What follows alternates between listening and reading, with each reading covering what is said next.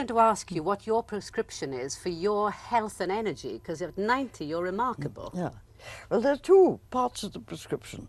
One, to be dead sure you're doing what you want to do. And the second is that you do it successfully.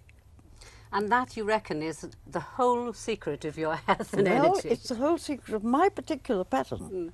But you have to be very single-minded. And if you aren't single-minded, I can't tell you about it, because I am. I'd like to get onto your views very shortly, but Yes, I'd like please. to ask you first a few biographical Yes. details. What age were you when you decided that you wanted to become a doctor? 6. 6 years of age. Did you know what it meant? No idea. I simply answered an idle question of my mother's lunch guest, and I didn't know what I was saying. Why did you say it? I have no idea. I think it is my idea of what a vocation is. It's something so deep in the person that it comes out spontaneously in answer to a challenge. Now, it was odd, wasn't it, for a girl in 1893, which is what it must have Yeah, been when you yes. were 6, to want to be a doctor? It was more than odd. It was absolutely ununderstandable. And my poor mother and her guest, they gasped. Did she then go on to oppose you? No. They had too much sense.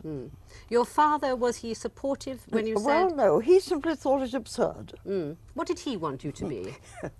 He, having the curious talent of making money so easily, thought the only thing that rich daughters should do was to marry rich bankers. And we both thought that so deadly that we didn't take any notice. But he continued to think that we were absurd. You were exceedingly well off. Do you think you could have been trained as a doctor in those days without that money to back you, Dr. Oh, Wright? yes, certainly. Yeah. Because the London School of Medicine for Women was a very pioneer institution, and it certainly wouldn't have refused a promising student because of money. But I don't know about that because it didn't arise in my case. You know, when you chose to become a doctor, did you find that the other women training with you were odd? Yes, we were all odd. There were 13 in my year, and we began in 1910. So that each of them was a kind of personality.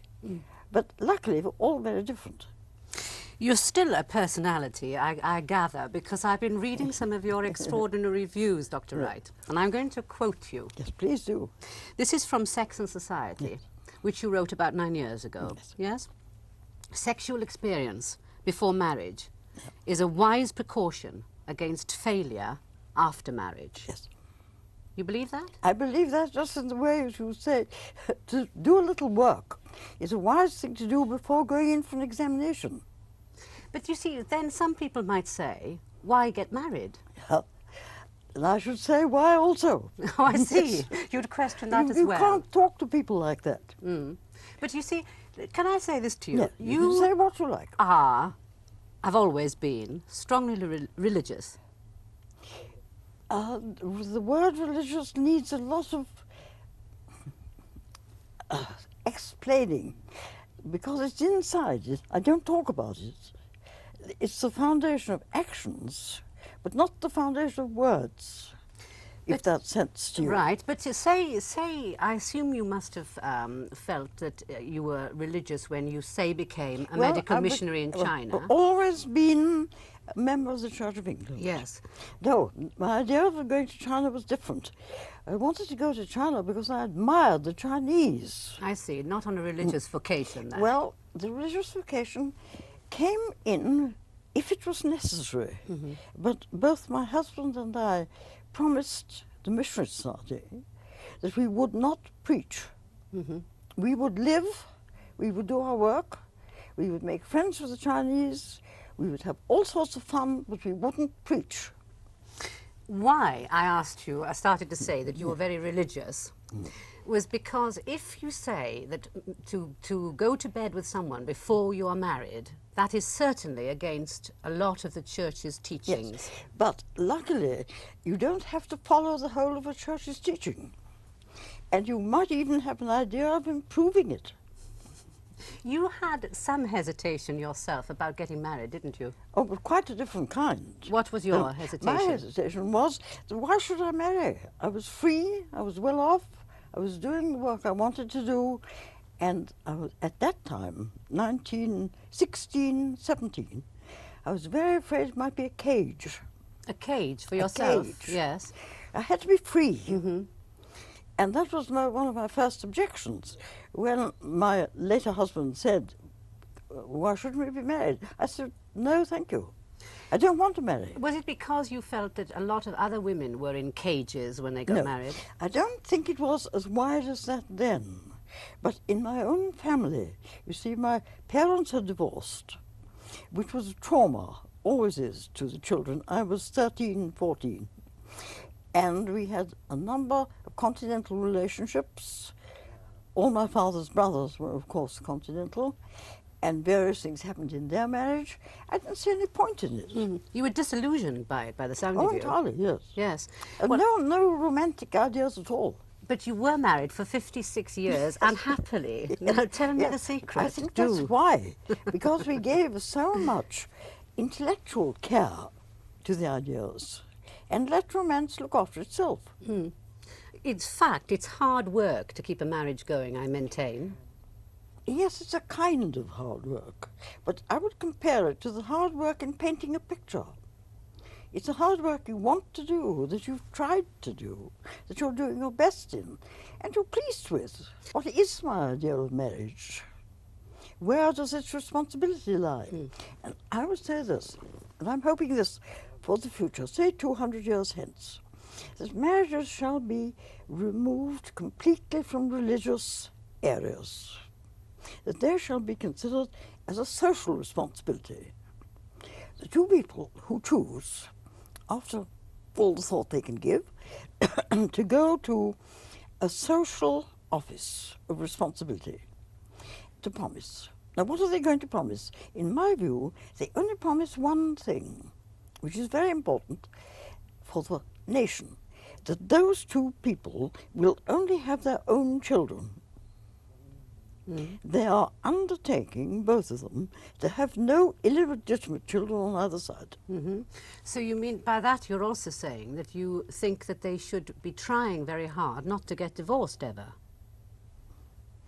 You can't try not to get divorced. No, but I don't quite see the point you're making. If you I'm say making this point, that at the moment, all the sorts of ceremonies do imply fidelity in sex relationships with the other person. Breaking of that fidelity now entitles one or other to break the marriage. Yes. Now, I would wash that out completely as irrelevant. I would say that's a very big thing to say. Why irrelevant? Because it doesn't really influence the social pattern. What influences the social pattern is children without parents, children without homes. And you think that a child born to a set of parents should always stay with that one set of parents? Better. Can I direct your views to yourself? Did Yes. you practice what you preached in your own Well, marriage? it happened not to be necessary. Why not? Well, I think we can say because it's the logical result of the very great care that my husband and I took before he could persuade me that I wouldn't be caged in marriage. Well, by caged, I didn't mean anything sexual, because you must think back, in 1916, these ideas weren't there. No, right. They were below the horizon. And what I meant by being caged was being free professionally, being free to paint, being free to travel with anybody I liked, and so on. And at the same time, be an efficient wife and efficient mother. It's quite a high thing to ask. It is not to ask, because people are very possessive, aren't they? It's not Yes, just... well, you should be. I'm not the least possessive. You are not of I'm him? neither possessive nor ambitious, nor, what's the other word that makes you want to go on? Competitive. Yes, competitive. Why aren't you, I wonder? Well, I don't want any more. Do you mean you had enough? Yes, more than enough. But don't you see that's entirely logical? And it's a great piece of good luck to be born like that.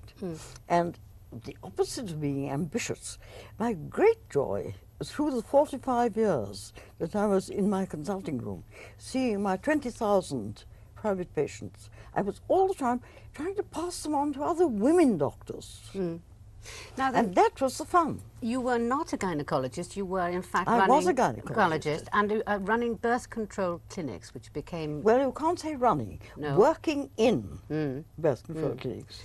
A clinic can't be run by one person. It's a highly complex social machine. Why did you came back from China, Yes. and that was when you had the idea that this was going to be the work that was very important to you? Well, you can't put it exactly like that either, because before we went to China, we went in 21. Now we must bring Mary Stopes in a bit, because I'm loyal to her, and I think she should be treated generously. We did a program quite recently about her, actually. Yes. And in 1918, when she wrote her first one, Married Love, which I got and read with great interest, I suppose it'd be right to say that that started the germ of the idea that reproduction was a difficult question, not personally at all, but in general. And only in general, because then I had no experience. There weren't any clinics, but I had seen, of course, hundreds of overworked mothers in hospital as a medical student. Now, as a medical student, you see them, you pity them, but now I'm going to introduce the overminded phrase, the overruling phrase. At that time, I qualified in 1914, the very notion that there could be personal control of fertility, which is another phrase, was below the horizon. It was as impossible as if I sat here and said to you, you can quite easily float up to the ceiling. You've got some wings, sir. Now, does that make you see how far away it was? Yes. Then, reading Mary Stopes' book, it became a little in focus. And the idea said, well, why should these women have all these children? That was the second question. But it got no further then, because the work hadn't been done. And then when we went to China, and I spent my time, always of course as a gynecologist, with my Chinese married women patients, I found the opposite was what they wanted, because infant mortality was so enormous. And I'd like to give you just one piece of conversation there to show you exactly what I mean. An outpatient would come, you'd see her age, you'd see where she lived, but you wouldn't see any more. And I would think, well, the first natural question to ask is, how many children have you had? She'd look at me perfectly blankly, and she'd say, you can't expect me to remember that. Well, of course, for some time I thought, oh, here is something that needs much attention. What can I ask her next that she could answer? So I thought a bit. Then I said, well, now then, Mrs. So-and-so, how many children have you got now alive? Oh, she said, that's quite easy too. But I wasn't satisfied. I said, well, now let's try, because I'm so interested in you and your family and all the rest of it. How many children do you think you had? Oh, she said, all right, you try. They're very polite. So I begin 4. Oh, many more than that. 6. No, more than that. About 8. Well, you see, it was so unreliable. But you got the idea that the number of children born compared to the number surviving at that moment was such a huge figure that any kind of birth control was cruel.